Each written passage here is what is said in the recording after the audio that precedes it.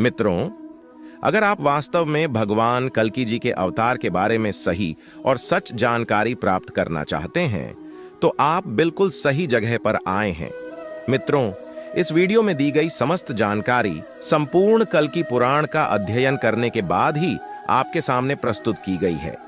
कल्कि पुराण 18 पुराणों में से एक है और संस्कृत भाषा में रचित है, जिसको हिंदी में रूपांतरित कर आपके सामने प्रस्तुत किया गया है। मित्रों, आज के इस वीडियो में हम जानेंगे कि कब, कैसे और कहां होगा भगवान कल्कि का जन्म, किस प्रकार होगी भगवान कल्कि की शिक्षा और कौन होंगे भगवान कल्कि के गुरु। साथ ही जानेंगे भगवान कल्कि और पद्मा की प्रेम कहानी के बारे में, भगवान कल्कि के 2 विवाह होने का कारण तथा कैसे होगा भगवान कल्कि और कली का महासंग्राम। और अंत में हम जानेंगे भगवान कल्कि किस प्रकार करेंगे कलयुग का अंत और कैसे करेंगे सतयुग की स्थापना। अंतिम क्षण में हम जानेंगे कैसे होगी भगवान कल्कि की मृत्यु। मित्रों, अगर आप ये सारी जानकारी प्राप्त करना चाहते हैं तो वीडियो को अंत तक जरूर देखें, क्योंकि अधूरा ज्ञान किसी काम का नहीं होता और यह जानकारी आपको कहीं नहीं मिलेगी। तो चलिए मित्रों, शुरू करते हैं। लेकिन इससे पहले आपसे निवेदन है, अगर आप इस चैनल पर नए हैं तो कृपया चैनल को सब्सक्राइब, बेल आइकन प्रेस कर ले, ताकि ऐसी ही जानकारी आपको मिलती रहे। भगवान श्री कृष्ण के अपने लोक जाने के बाद कलयुग की उत्पत्ति हुई। जब द्वापर युग समाप्त हो गया, तब ब्रह्मा जी ने अपनी पीठ पृथ्वी की तरफ मोड़ ली और ब्रह्मा जी की पीठ से ही अधर्म की उत्पत्ति हुई। और फिर अधर्म के सहयोग से काम, क्रोध, लोभ, मद, अहंकार आदि की उत्पत्ति हुई। अधर्म, काम, क्रोध, लोभ, मद आदि से मिलकर ही कलयुग की रचना हुई।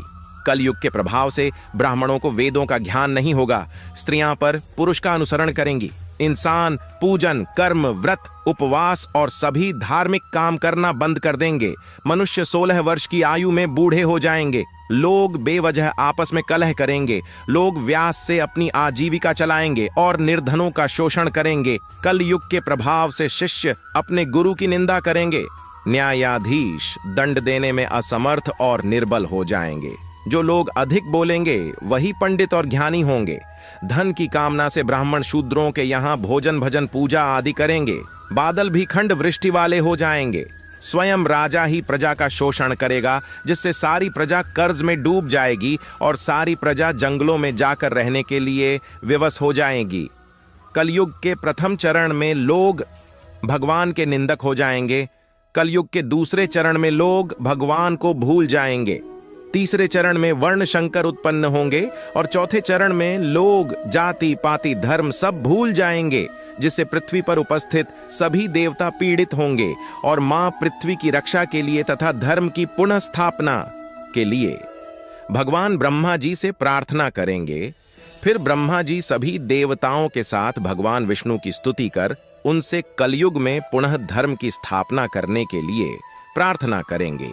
फिर देवताओं की स्तुति सुन भगवान विष्णु ने कहा कि मैं शीघ्र ही कलयुग में संबल ग्राम में विष्णु यस ब्राह्मण के यहाँ उनकी पत्नी सुमति के गर्भ से जन्म लूंगा। कल्कि पुराण के अनुसार देवताओं को दिए वचन अनुसार भगवान श्री हरि संबल ग्राम में जन्म लेने के लिए ब्राह्मण विष्णु यश जी की पत्नी सुमति के गर्भ में प्रविष्ट होंगे। भगवान विष्णु वैशाख शुक्ला द्वादशी के दिन इस धरती पर जन्म लेंगे। भगवान विष्णु के इस धरती पर आते ही स्वयं गंगा जी उनका अभिषेक करेंगी और सभी लोग वेदों का अनुसरण करेंगे। पवित्र हृदय ब्राह्मण विष्णु यस अपने पुत्र के नामकरण के लिए यजु और सामवेदी ब्राह्मणों को आमंत्रित करेंगे। भगवान कल्कि के बालक रूप का दर्शन करने के लिए द्रोणाचार्य, परशुराम, वेदव्यास तथा द्रोणाचार्य के पुत्र असद्वामा संबल ग्राम में भिक्षुक का बेस बनाकर आएंगे और फिर सभी विष्णु यश ब्राह्मण के यहाँ पहुंचेंगे, जहां विष्णु यश उनका आदर पूर्वक सम्मान करेंगे। सभी भिक्षुक ब्राह्मण विष्णु यश जी की गोद में बैठे भगवान कल्कि के बालक रूप का दर्शन कर उनको नमस्कार करेंगे। कल्कि पुराण के अनुसार सभी भिक्षुक तथा ब्राह्मण विष्णु यश जी की गोद में बैठे बालक को पहचान लेते हैं कि यह श्री हरि विष्णु है, जिन्होंने कलयुग के पापों का नाश करने के लिए अवतार लिया है। अतः इनका नाम कल्कि होगा, जो कली का अंत करेंगे। इस प्रकार सभी उनका नामकरण कर वहां से चले गए। माता सुमति ने उनका भली प्रकार से पालन पोषण किया और वह दिन प्रतिदिन शीघ्रता से बड़े हुए। ब्राह्मणों का हित करने वाले भगवान कल्की के 3 बड़े भाई भी होंगे, जिनके नाम कविप्राग और सुमंत्रक होंगे। अपने पुत्रों को बड़ा होते देख विष्णु यश बोले, हे पुत्रों, अब तुम अध्ययन करने के लिए तैयार हो चुके हो। मैं तुम्हें ब्रह्म संस्कार, उपनयन और सावित्री का श्रवण कराऊंगा। फिर तुम वेदों का अध्ययन करना। फिर भगवान कल्की अपने पिता से पूछते हैं, पिताजी, वेद क्या है और सावित्री क्या है? इस पर पिताजी उत्तर देते हैं कि वेद ब्रह्मा जी की वाणी है और सावित्री प्रतिष्ठा है। वेद 10 संस्कारों से युक्त ब्राह्मणों के पास ही निवास करते हैं, इसलिए मैं तुम्हें 10 संस्कार देकर तुम्हारा उपनयन संस्कार करना चाहता हूं। भगवान कल्की अपने पिताजी से बोले, पिताजी में 10 संस्कारों से युक्त और वेदों के झाता और तीनों लोकों की कामना पूर्ण करने वाले ब्राह्मण से शिक्षा ग्रहण करना चाहता हूं। ऐसा ब्राह्मण कहाँ है? इस पर पिताजी बोले, अधर्मी और ब्राह्मणों के शत्रु महाबली कली के सताने से सभी ब्राह्मण यह स्थान छोड़कर चले गए और कुछ ब्राह्मण जो शेष रह गए हैं वह कली के कारण अपने धर्म मार्ग से भटक गए हैं। तुम्हें ऐसे ब्राह्मण की खोज में यहां से दूर जाना होगा। फिर भगवान कल्की अपने पिता को वचन देते हैं कि मैं ब्राह्मणों के शत्रु कली का विनाश कर दूंगा और पुनः धर्म की स्थापना करूंगा। कल्की पुराण के अनुसार जब भगवान कल्की घर से गुरु की तलाश में गुरुकुल की ओर निकलेंगे, तब महेंद्रगिरी पर्वत पर रहने वाले परशुराम उन्हें अपने आश्रम ले जाएंगे। आश्रम पहुंचने के बाद परशुराम जी भगवान कल्की से कहेंगे, मैं भृगुवंश में उत्पन्न में जमदग्नि का पुत्र हूं और वेदों को जानने वाला तथा युद्ध विद्या में निपुण परशुराम हूं। मैंने कई बार इस धरती को क्षत्रियों से भीन कर ब्राह्मणों को दान में दे दिया है। आप मुझे धर्म पूर्वक अपना गुरु मानो और मैं आपको वेद तथा युद्ध की शिक्षा दूंगा। परशुराम भगवान कल्की से कहते हैं, मैं इस महेंद्रगिरी पर्वत पर आपकी प्रतीक्षा में कई वर्षों से तपस्या कर रहा हूं। आप यहां अपने वेदों का अध्ययन कीजिए। भगवान कल्की परशुराम जी को पहचान जाएंगे और प्रसन्न होकर उन्हें अपना गुरु बना लेंगे। फिर भगवान कल्की वहां वेदों का अध्ययन करेंगे तथा 64 कलाओं का ज्ञान प्राप्त कर संपूर्ण विद्या में पारंगत होने के बाद भगवान कल्की परशुराम जी से कहेंगे कि जिस दक्षिणा के देने से मुझे सर्व सिद्धि की प्राप्ति हो तथा जिस दक्षिणा की प्राप्ति से आप संतुष्ट हो, वह दक्षिणा मुझे बताइए। इस पर परशुराम जी भगवान कल्की से कहते हैं, प्रभु, आप स्वयं भगवान विष्णु के अवतार हैं, जो संबल ग्राम में विष्णु यश के यहाँ अवतरित हुए हैं। आपने मुझसे वेदों की शिक्षा तथा युद्ध शिक्षा प्राप्त की। अब आप भगवान शंकर से अस्त्र शस्त्र प्राप्त कीजिए तथा सिंगल दीप से अपनी पत्नी पद्मा को प्राप्त कीजिए और इस धरती पर व्याप्त अधर्म तथा कली का नाश कर पुनः धर्म की स्थापना कीजिए। यही मेरी गुरु दक्षिणा होगी।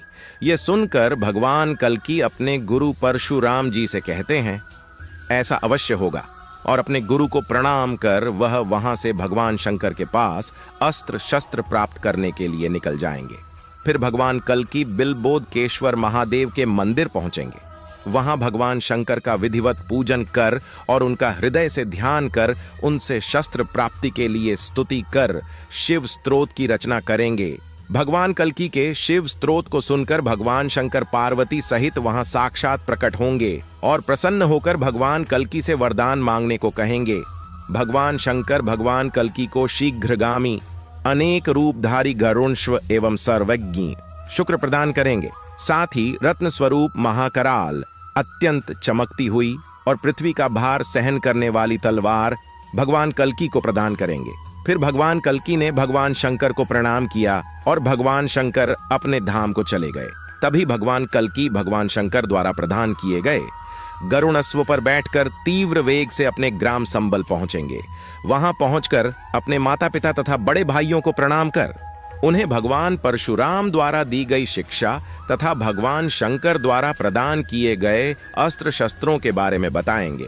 फिर भगवान कल्की भगवान शंकर द्वारा प्रदान किए गए गरुण अश्व पर सवार होकर हाथों में तलवार धारण कर धर्म की स्थापना के लिए अपने नगर से बाहर निकलेंगे। भगवान कल्की राजाओं को उपदेश देते हैं कि वेद ही मेरा अंश है और जो ब्राह्मण वेदों का अध्ययन करते हैं और वेदों के द्वारा प्राप्त ज्ञान का संसार में प्रचार करते हैं, वह मेरी ही सेवा करते हैं। ऐसे ब्राह्मणों को मैं नमस्कार करता हूं। संध्या के समय सुखदेव जी भगवान कल्की के पास आए और भगवान कल्की से बोले, हे प्रभु, मैं सिंगल द्वीप गया था। वहां की हवाएं सुगंधित है, पक्षी सुंदर गान करते हैं। वहां के राजा बृहदत्त की एक पुत्री है जिसका नाम पद्मा है और उनकी माता कोमदी है। राजा की पुत्री का चरित्र पापों को नाश करने वाला है। उन्होंने बहुत समय तक श्री हरि को पति रूप में प्राप्त करने के लिए तप किया। फिर उनकी तपस्या से प्रसन्न होकर उन्हें भगवान शंकर ने वरदान दिया कि उनके पति स्वयं नारायण होंगे और भगवान नारायण के सिवा जो कोई भी उन्हें काम भाव से देखेगा वह स्त्री बन जाएगा। भगवान शंकर से मनचाहा वरदान प्राप्त करने के बाद पद्मावती अपने पिता के घर गई। बहुत समय बाद पद्मा के पिता ने अपनी पुत्री को विवाह योग्य जानकर उनके स्वयंवर का आयोजन किया। राजा बृहदत्त ने अपनी पुत्री के स्वयंवर के लिए गुणवान, बलवान और महान ऐश्वर्य वाले अनेक राजाओं को आमंत्रित किया। इस प्रकार सिंगल देश में पद्मा के स्वयंवर का उत्सव मनाया जाने लगा। विवाह की इच्छा से सभी देश विदेश के राजा अपनी सेनाओं सहित वहां पहुंचने लगे। सभी राजा अपने अपने स्थान पर विराजमान हुए। तब राजा बृहदत्त ने अपनी पुत्री पद्मा को स्वयंवर में बुलाया। वह अत्यंत ही सुशोभित थी।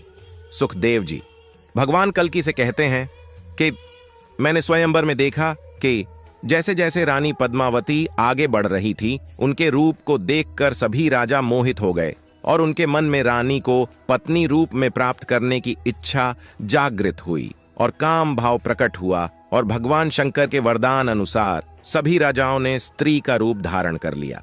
जब सभी राजा स्त्री रूप हो गए तो रानी पद्मावती अत्यंत दुखी हो गई और विलाप करती हुई नीचे बैठ गई। वह अपनी सखी से कहने लगी कि है सखी, कि भगवान ने मेरे भाग्य में कोई वर नहीं लिखा। मैंने ऐसा कौन सा पाप कर दिया कि भगवान शंकर का वरदान मेरे लिए अभिशाप बन गया। पद्मा भगवान विष्णु का ध्यान करते हुए कहती है कि अगर भगवान विष्णु ने मुझे पत्नी रूप में स्वीकार नहीं किया तो मैं देह त्याग दूंगी। पद्मा के व्याकुल होने पर भगवान कल्की ने शुक से कहा कि हे शुक, मेरा संदेश लेकर तुम शीघ्र ही सिंगल देश प्रस्थान करो और मेरी प्रिया पद्मा को आश्वासन दो कि मैं शीघ्र ही उनसे विवाह करूंगा और निश्चित ही पद्मा मेरी पत्नी होगी। विधाता ने यह सहयोग नियत किया है। यह संदेश देकर तुम जल्द लौट आना। शुक्र ने भगवान कल्की का संदेश लेकर शीघ्र ही उड़कर संबल ग्राम से सिंगल देश को प्रस्थान किया और रानी पद्मावती के कक्ष के निकट नाग केसर के वृक्ष पर बैठ गया और रानी पद्मा से मनुष्यों की वाणी में बोला, आप चंचल नेत्रों से सुशोभित द्वितीय लक्ष्मी ही प्रतीत हो रही हो। विधाता ने संपूर्ण विश्व का रूप आप ही को दे दिया है। शुक के यह अद्भुत वचन सुनकर पद्मा ने हंसकर कहा, तुम कौन हो और कहां से आए हो? इस पर शुक बोला, मैं सब कुछ जानने वाला तथा सब शास्त्रों का ज्ञानी तोता हूं। मेरा नाम शुक है। शुक रानी पद्मा से बोला, आप इतने बड़े राजा की बेटी हो और इतनी रूपवान हो, फिर भी इतनी व्याकुल और दुखी क्यों प्रतीत हो रही हो? इस पर रानी पद्मावती बोली, उच्च कुल में उत्पन्न होने से ही सब काम सिद्ध नहीं हो जाते। जब विधाता विपरीत हो तो सभी काम निष्फल हो जाते हैं। हे शुक, यदि तुम्हें नहीं पता है तो सुनो। मैंने अपनी बाल और किशोर अवस्था में भगवान शंकर की आराधना की थी। तब भगवान शंकर ने पार्वती सहित मुझे वरदान दिया था कि भगवान नारायण मेरे पति होंगे तथा भगवान नारायण के सिवा जो कोई भी देवता, दानव या मनुष्य मुझे काम भाव से देखेगा वह तुरंत ही स्त्री बन जाएगा। इसके बाद पद्मा ने शुक्र को शिव जी द्वारा बताए गए भगवान विष्णु की पूजन विधि के बारे में बताया। पद्मा शुक से व्याकुल होकर कहती है कि मैं बहुत समय से भगवान नारायण की प्रतीक्षा कर रही हूं। भगवान शंकर का वरदान मेरे लिए अभिशाप बन गया है। तब रानी पद्मा को व्याकुल देख शुक बोला, भगवान लक्ष्मीपति ने धर्म की स्थापना लिए ब्रह्मा जी द्वारा प्रार्थना करने पर संभल ग्राम में विष्णु यश के यहाँ अवतार ले लिया है। वे इस समय धर्म की स्थापना हेतु धर्म का प्रचार कर रहे हैं। ये सुनते ही पद्मा बहुत प्रसन्न हुई और उन्होंने शुक को रत्नों से सुसज्जित कर हाथ जोड़कर कहा, मैं जो कुछ भी निवेदन करना चाहती हूं तुम उसे जानते हो। तुम प्रभु से मेरी सारी स्थिति कहो और शीघ्र ही उन्हें यहां ले आओ। फिर शुक उड़कर संबल ग्राम में भगवान कल्की के पास पहुंचा। भगवान कल्की उसे रत्नों से सजा हुआ देखकर अत्यंत हर्षित हुए और शुक से बोले, मैं तुम्हारा ही इंतजार कर रहा था। तुम्हें इन रत्नों से सुसज्जित किसने किया? कल्की की यह बात सुनकर शुक ने उन्हें प्रणाम किया और पद्मा द्वारा कही गई पूरी कथा को कह सुनाया। भगवान कल्की ने जैसे ही शुक की बात सुनी, वह प्रसन्न हो गए और अपने अश्व पर सवार होकर शीघ्र ही शुक के साथ सिंगल देश को चल दिए। वह सिंगल देश के समीप एक वन में पहुंचे और वहां सरोवर में भगवान कल्की ने स्नान किया तथा शुक शीघ्र ही उड़कर रानी पद्मा के पास गया और उन्हें भगवान कल्की के आगमन की सूचना दी। शुक को देखते ही रानी पद्मा ने शुक से बोला, शुक तुम्हारा स्वागत है, तुम्हारा मंगल हो। मैं तुम्हारे जाने के बाद से ही अत्यंत व्याकुल हो रही हूं। इस पर शुक रानी पद्मा से बोला, अब आपको व्याकुल होने की जरूरत नहीं है। मैं नारायण अवतार भगवान कल्की को आपके देश सिंगल ले आया हूं। मैं उन्हें पास में सरोवर के किनारे छोड़कर आया हूं। यह सुनते ही रानी पद्मावती अत्यंत प्रसन्न हो गई। उनका सारा शोक दूर हो गया और वह अपनी सारी सखियों को लेकर पालकी में सवार होकर भगवान कल्की के दर्शन के लिए शीघ्र ही घर से निकल गई। रानी पद्मा सखियों सहित सरोवर के निकट पहुंची और उन्होंने वहां तेज युक्त भगवान कल्की को सुखपूर्वक सोते हुए देखा। उन्होंने देखा कि नील कमल के समान पीतांबरधारी, कमल जैसे नेत्र वाले विशाल भुजाओं वाले भगवान कल्की शिला पर शयन कर रहे हैं। उस अद्भुत रूप को देखकर पद्मा मोहित हो गई। पद्मा ने शंका के कारण उन्हें जगाना उचित नहीं समझा। उन्हें डर था कि कहीं भगवान शिव के वरदान के कारण भगवान कल्की भी स्त्री ना बन जाए। फिर पद्मा की मन की बात जानकर सब कुछ जानने वाले नारायण अवतार भगवान कल्की उठे। उन्होंने देखा कि लक्ष्मी रूप के समान पद्मा उनके सामने खड़ी है, सखियों सहित खड़ी। पद्मा को देखकर भगवान कल्की ने कहा, हे कांते, तुम मेरे पास आओ। तुम्हारे चंद्रमुख को देखकर मेरा सारा संताप मिट गया। फिर पद्मा ने भगवान कल्की को विष्णु रूप में जानकर उनकी स्तुति की और बोला, प्रभु आपके चरणों की रज पाकर मैं धन्य हो गई। फिर पद्मा भगवान कल्की के चरणों को स्पर्श कर अपने पिता के पास भगवान कल्की के आगमन की सूचना देने के लिए निकल गई। स्वयं नारायण अवतार भगवान कल्की के आगमन की सूचना पाकर पद्मा के पिता अत्यंत हर्षित हुए और उन्होंने भगवान कल्की का विधिपूर्वक पूजन किया। इसके बाद राजा ने अपनी पुत्री पद्मा का विवाह भगवान कल्की के साथ विधिपूर्वक कर दिया और अपनी कन्या का दान भगवान कल्की को कर दिया। फिर भगवान कल्की अपनी प्रिय पत्नी पद्मा को लेकर वहां से सिंगल द्वीप के लिए निकल गए। इस दौरान भगवान कल्की अपनी सेना सहित संबल ग्राम में पहुंच गए।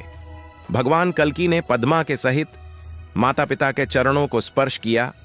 माता सुमति अपने पुत्र और पुत्र वधू को देखकर अत्यंत हर्षित हुई। रानी पद्मावती भगवान कल्की को पति रूप में प्राप्त कर अत्यंत ही हर्षित हुई। इसके बाद भगवान कल्की और पद्मा अनेक वर्षों तक संबल ग्राम में रहे।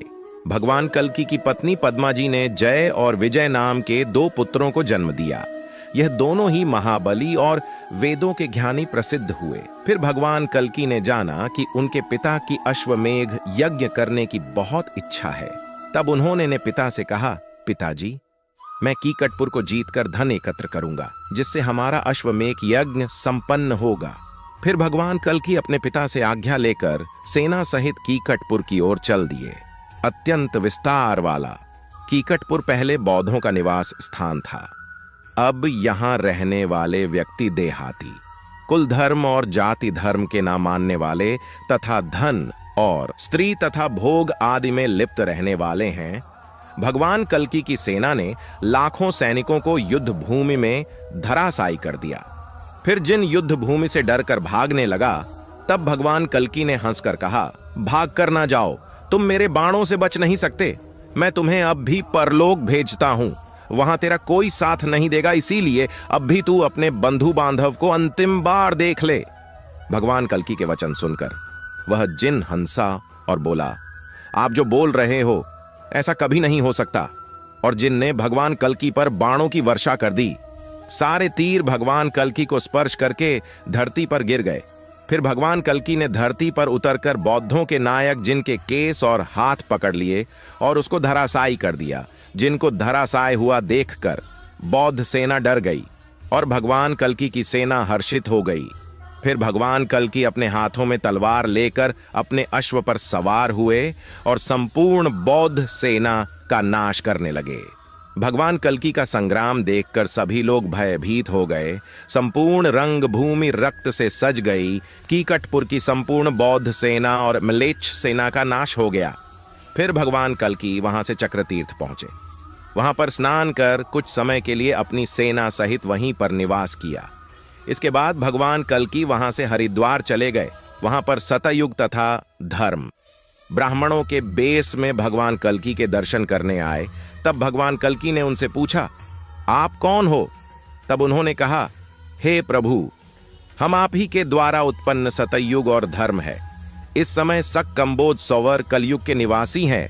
उस कली ने हमें हराकर बंदी बना लिया है। हे प्रभु, इस समय सभी साधु कलयुग के प्रभाव से पीड़ित है। हे प्रभु, हमारी रक्षा कीजिए। तब भगवान कल्कि ने धर्म से कहा कि अब सतयुग आने ही वाला है, तुम अब डरना छोड़ दो। भगवान कल्कि के वचन सुनकर धर्म प्रसन्न हो गया। फिर भगवान कल्कि धर्म के साथ कलयुग के राक्षस कली के निवास स्थान में पहुंचे। वहां चारों ओर भूतों का वास होने के कारण दुर्गंध फैली हुई थी। वहां पर हर वृक्ष पर उल्लू बैठे हुए थे। हर घर में स्त्रियों का विवाद क्लेश हो रहा था। यहाँ का हर पुरुष स्त्री के अधीन था। जब भगवान कल्कि के आने के बारे में राक्षस कली को पता चला, तब वह अपने वाहन उल्लू पर सवार होकर नगर से बाहर आया। कली को आता देख भगवान कल्कि ने धर्म के सहित उसके साथ युद्ध प्रारंभ कर दिया। भगवान कल्कि की सेना कली की सेना के साथ भीड़ गई। कली की सेना में 2 कौक और विकोक नाम के राक्षस थे। वह दोनों ब्रह्मा जी से वरदान प्राप्त कर वज्र के समान अत्यंत कठोर हो गए थे। दोनों भाई एक जैसी शक्ल के थे। इन दोनों के साथ भगवान कल्कि का घोर युद्ध हुआ।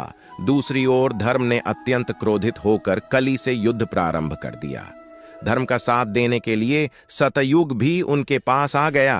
तब कलयुग का राक्षस कली अपने को हारा हुआ देख अपने वाहन को वहीं छोड़ अपने नगर में वापस भाग गया। इधर कोक विकोक का भगवान कल्कि से भयंकर युद्ध चल रहा था, जिसको देखकर सभी देवता तथा मनुष्य भयभीत हो गए।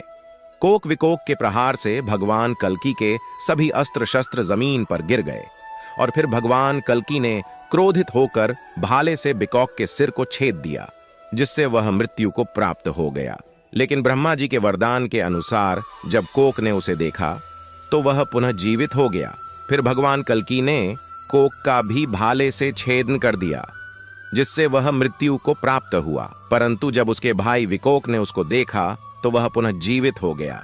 यह देख सभी लोग आश्चर्यचकित हो गए। फिर उन दोनों राक्षसों ने भगवान कल्कि के साथ पुनः संग्राम शुरू कर दिया और बहुत समय तक लड़ते रहे। भगवान कल्कि के अश्व ने भी उनके साथ बहुत समय तक युद्ध किया। तब ब्रह्मा जी भगवान कल्कि के पास आए और हाथ जोड़कर भगवान कल्कि से बोले, हे प्रभु, यह दोनों राक्षस अस्त्र शस्त्रों से नहीं मारे जाएंगे। अगर इन दोनों को एक ही समय में गाल पर थप्पड़ मारा जाए तो यह दोनों मृत्यु को प्राप्त होंगे। ब्रह्मा जी की बात सुनकर भगवान कल्कि ने दोनों राक्षसों के बीच में पहुंचकर भगवान कल्कि ने अपने दोनों हाथों से वज्र के समान दोनों के गालों पर प्रहार किया, जिससे उनके मस्तक चूर चूर हो गए और दोनों राक्षस मृत्यु को प्राप्त हुए। उधर भगवान कल्कि की सेना कली की सेना का श्रृंगार कर रही थी और भगवान कल्कि की सेना ने कली के सभी सैनिकों का संहार कर दिया। वहीं धर्म सतयुग को साथ लेकर राक्षस कली की राजधानी में प्रविष्ट हुए। वहां धर्म ने अपने अग्निबाण से कली के संपूर्ण नगर को जला दिया, जिसमें कली की पत्नी भी जलकर मरण अवस्था को प्राप्त हुई। फिर वह कली रोता हुआ अदृश्य रूप से अन्य वर्ष में प्रवेश कर गया। इस प्रकार कली यह युग छोड़कर भाग गया। जब भगवान कल्कि कली तथा कोक विकोक पर विजय प्राप्त कर लेंगे, तब वे वहां से अपने अश्व पर सवार होकर और अपने हाथों में तलवार लिए अपनी सेना सहित भल्लाट नगर में पहुंचेंगे। भल्लाट नगर के राजा शशिध्वज भगवान कृष्ण और विष्णु के परम भक्त थे। जब उन्हें भगवान कल्कि के अपने नगर में आने की सूचना मिली, तब उन्होंने भगवान कल्कि को साक्षात नारायण अवतार जानकर प्रणाम किया और अपनी सेना को लेकर युद्ध के लिए घर से निकलने लगे। तब राजा स्वशीधज की पत्नी सुशांता, जो भगवान विष्णु व्रत परायण थी, उन्होंने जब अपने पति को भगवान कल्कि से युद्ध के लिए जाते हुए देखा, तब वह कहने लगी, हे स्वामी, कल्कि जी तो साक्षात भगवान विष्णु के अवतार हैं, आप उन पर प्रहार कैसे करेंगे? इस पर राजा बोले, हे प्रिय, ब्रह्मा जी ने क्षत्रियों के लिए जो धर्म निश्चित किया है उसका पालन करना चाहिए। रणभूमि में चाहे सामने स्वयं नारायण ही क्यों ना हो, उन पर भी वार करना चाहिए। राजा शशिध्वज ने जब युद्ध क्षेत्र में भगवान कल्कि को देखा, तब राजा भगवान कल्कि के रूप को हृदय में धारण कर उनसे बोले, हे प्रभु, आइए मेरे हृदय पर प्रहार कीजिए। अगर आप मेरे बाणों से बचना चाहते हैं तो मेरे हृदय पर वार कीजिए। राजा भगवान कल्कि के साथ युद्ध करने के लिए आगे बढ़े और भगवान कल्कि पर प्रहार करने लगे। राजा ने उन पर अनेक प्रहार किए, लेकिन राजा के सारे प्रहार निष्फल रहे। तब राजा ने पर्वत पर चढ़कर भगवान कल्कि पर बाणों की वर्षा कर दी। बाणों की वर्षा से भगवान कल्कि का शरीर घायल हो गया। तब भगवान कल्कि ने क्रोधित होकर राजा पर अनेक प्रहार किए, जिससे राजा मूर्छित हो गए। इस प्रकार दोनों में घोर युद्ध प्रारंभ हो गया।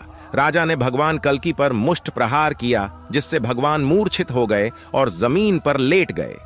तब धर्म और सत्य उन्हें वहां से ले जाने लगे।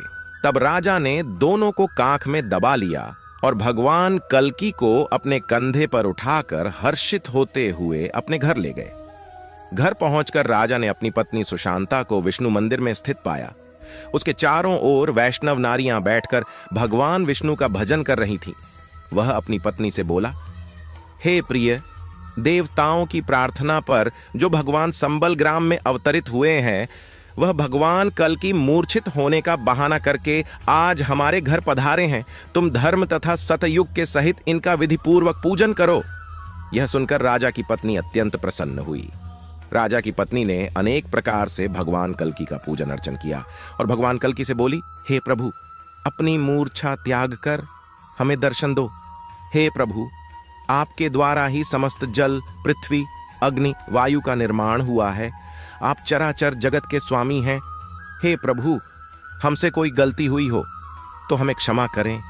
और अनेक प्रकार से भगवान कल्कि की प्रार्थना सुशांता द्वारा की गई। विनय पूर्वक प्रार्थना को सुनकर भगवान कल्कि उठे और उन्होंने अपने सामने रानी तथा साथ में सत्य और धर्म को देखा। उन्होंने देखा कि राजा शशिध्वज उनके पीछे खड़े हैं। तब भगवान कल्कि सुशांता से बोले, तुम कौन हो और ये बलवान राजा मेरे पीछे क्यों खड़े हैं? भगवान कल्कि ने धर्म तथा सतयुग से कहा, हम युद्ध भूमि को छोड़कर यहां कैसे पहुंच गए? भगवान कल्कि ने कहा, जब मैं मूर्छित हो गया तब राजा शशिध्वज ने मेरा वध क्यों नहीं किया? तब रानी भगवान कल्कि से बोली, मेरे पति यदि आपके प्रति शत्रु भाव रखकर आपसे युद्ध करते तो क्या वह आपको अपने घर इस प्रकार ला पाते? प्रभु, मेरे पति आपके दास हैं, इसलिए मैं आपकी दासी हूं। इस प्रकार आप प्रसन्न होकर स्वयं यहां पधारे हैं। इस पर भगवान कल्कि राजा से बोले, हे राजन, आपने मुझे सभी प्रकार से जीत लिया है। आपकी क्या इच्छा है? तब राजा ने अपनी पत्नी सुशांता की प्रेरणा से अपनी पुत्री रमा का विवाह भगवान कल्कि से कर दिया। कल्कि पुराण के अनुसार जब भगवान कल्कि अपनी पत्नी रमा जी और पद्मा जी के सहित संबल ग्राम में रह रहे थे, तो एक दिन परशुराम जी महेंद्रगिरी पर्वत के शिखर से उतरकर भगवान कल्कि जी के दर्शन करने संबल ग्राम पहुंचे। उन्हें देखते ही पद्मा और रमा जी सहित भगवान कल्कि जी ने उनका विधि विधान सहित हर्षित मन से पूजन किया। उन्हें अनेक तरह के भोजन करवाकर सुंदर शैया पर शयन कराया। जिस समय परशुराम जी विश्राम कर रहे थे, उस समय कल्कि जी ने उनके चरण दाबते हुए विनय पूर्वक उनसे कहा, आपकी कृपा से मेरे धर्म, अर्थ और काम इन तीनों वर्गों की सिद्धि हो चुकी है।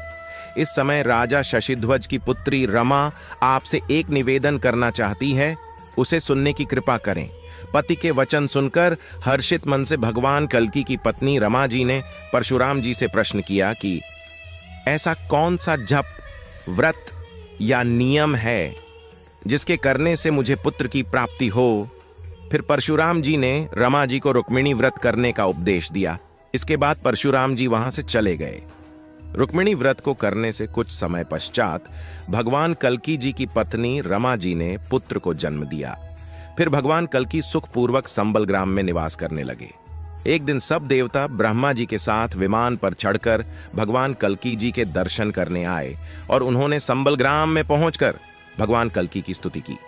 देवताओं ने भगवान कल्की से कहा, हे प्रभु, हम सब विपत्ति में पड़े हुए हैं और अपने पुत्र नारी के सहित आपके शरण में आए हैं।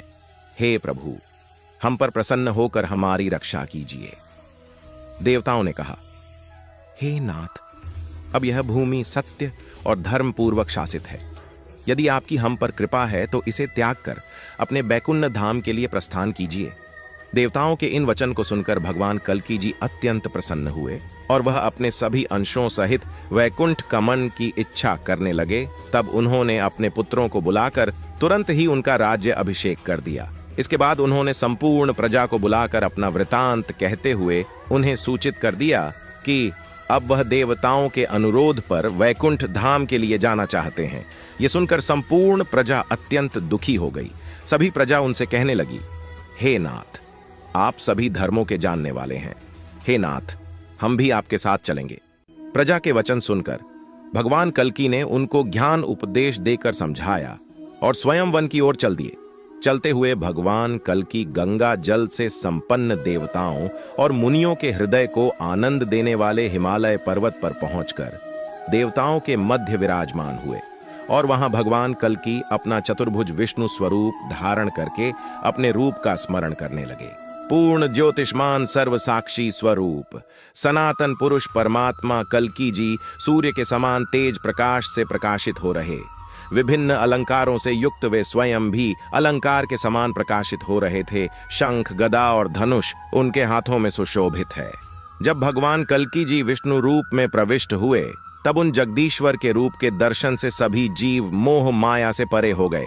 अपने पति कल्की जी के इस अद्भुत रूप को देखकर रमा जी और पद्मा जी भगवान कल्की के प्रकाश की अग्नि में प्रविष्ट होकर भगवान कल्की में ही लीन हो गई और इस प्रकार भगवान कल्की इस धरा को छोड़कर बैकुंठ धाम को चले गए।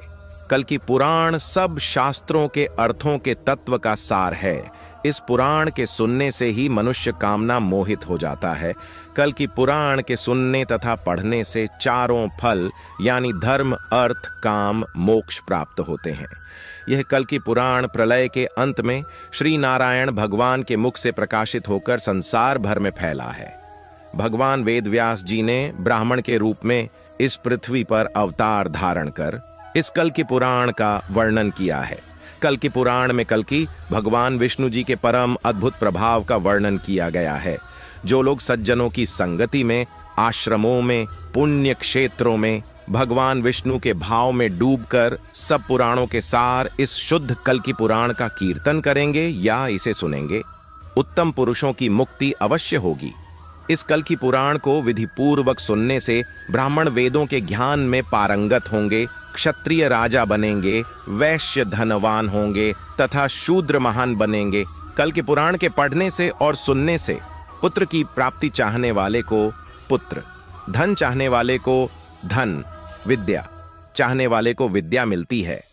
अगर जानकारी अच्छी लगी हो दोस्तों तो कृपया वीडियो को लाइक कर चैनल को सब्सक्राइब करें, साथ ही बेल आइकन प्रेस करें ताकि ऐसी ही जानकारी आपको मिलती रहे। धन्यवाद।